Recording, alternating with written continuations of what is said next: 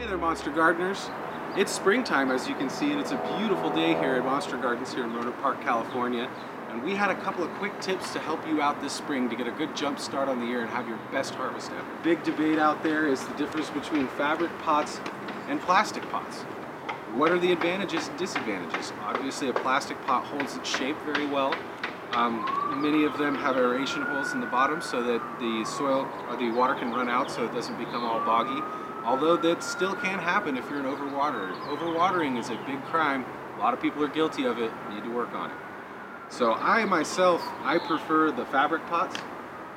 Several of the advantages that they have are air pruning for one. When the root gets to the edge of the pot, rather than just curling around on itself as it does in a plastic pot, it actually does what's called air pruning. So the very tip of the root gets pruned by the air, which causes it to, instead of turn around when it hits the side of the pot like it does in a plastic pot, it actually causes it to branch out and create more fibrous, tiny roots, and therefore increasing the rhizosphere inside of your pot there.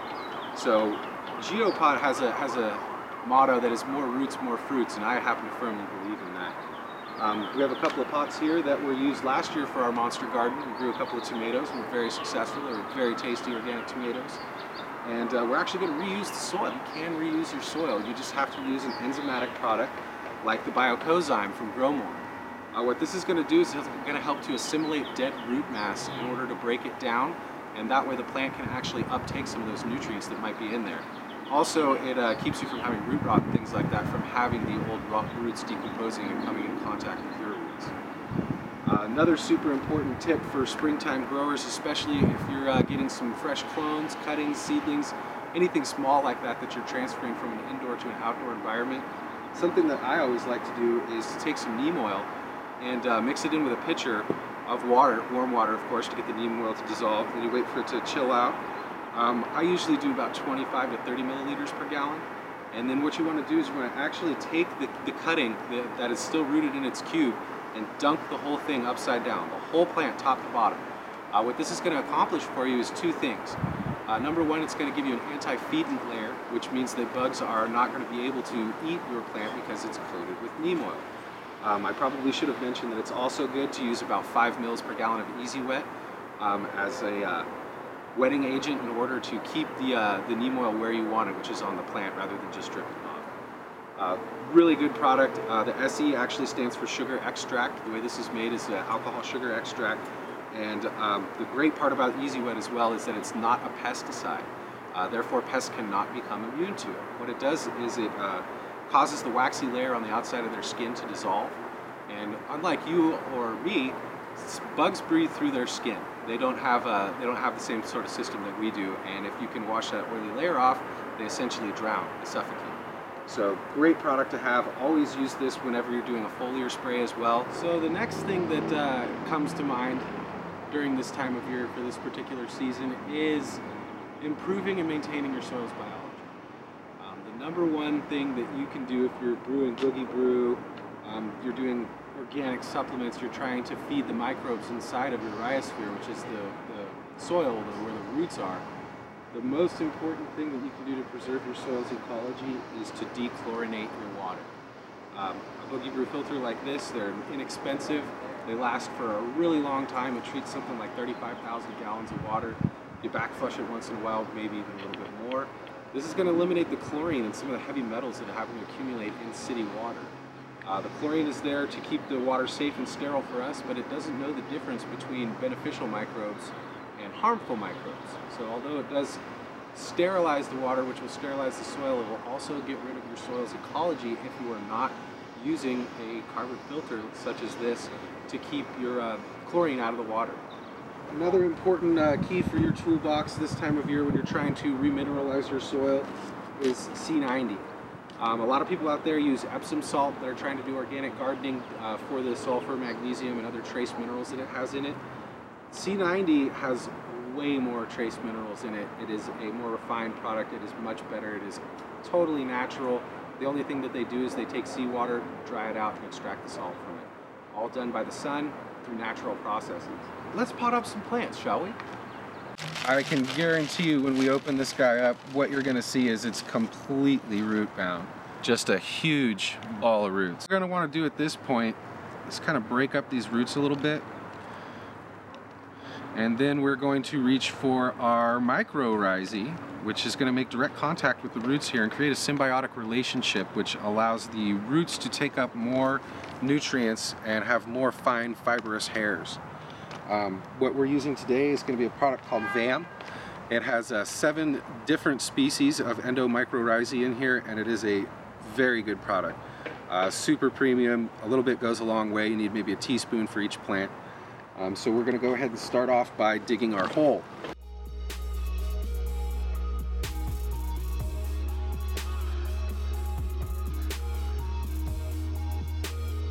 So what we do with the mycorrhizae, you can sprinkle a little bit directly onto the plant like that. It's not going to hurt it. Everywhere where this is touching, it's going to make a symbiotic relationship between the plant and the fungi that's in there. What it results in is long, fibrous hairs, super healthy growth, much less risk of transplant shock, and overall you get a happier, healthier plant.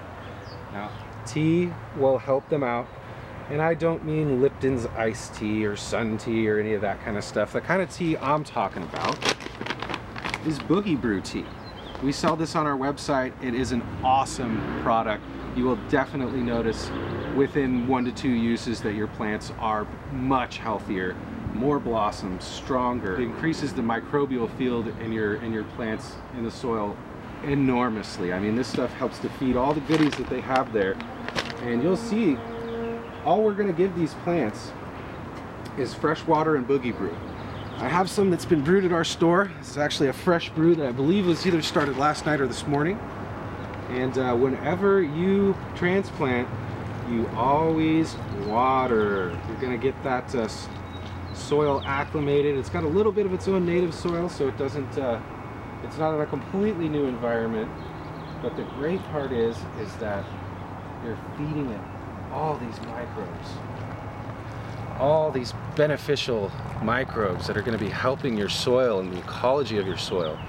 And because we used our Boogie Brew filter, we don't have to worry about any of the negative side effects of chlorine. You can do a seaweed extract such as sea green, or you could use the Grow More, which is a little less expensive. It is not nearly as concentrated, but a really good, if you want to hit them with something strong that's going to make them grow big fast and still be healthy without having to worry about burning it. Fish FOLIAR, great product right here. You're going to use an ounce of this, a teaspoon of this, 5 milliliters of Easy Wet. If you wish, you can also stick a little bit of Super Clean Neem in there, because as we discussed before, that helps with respiration. It also provides an anti-feeding layer. Now, foliar feeding like this is going to give them food at the source where they need it, which is often misunderstood or overlooked by a lot of growers. Foliar feeding is not essential, but you will definitely notice the difference when you do compounds like this. Giving them a top dressing, something like insect frass, which is really mild at 222, is going to give some long-term nutrients for the plant. Now we're also going to mix this up with a top dressing of Diatomaceous Earth as well. I'm sure you've heard of flocking, but being as it's April, we're obviously not talking about the white stuff that's on your Christmas tree. I never really cared for it myself, but this is a generic term for what we do with a plant. This is Diatomaceous Earth. We've discussed this product before. It is a great product. It kills all crawling insects. It's marvelous. When it's in the soil, it kills their eggs. Anything crawling out of it larvae-wise gets shredded up. It's basically like fiberglass for them. Completely safe for you and not harmful. The only thing you need to be aware of is that if it's getting in the air in any amount, you can see it flying around, you're going to want to use a dust mask. Actually, what you're going to do is you're just going to grab a handful of this and get it all over the plant.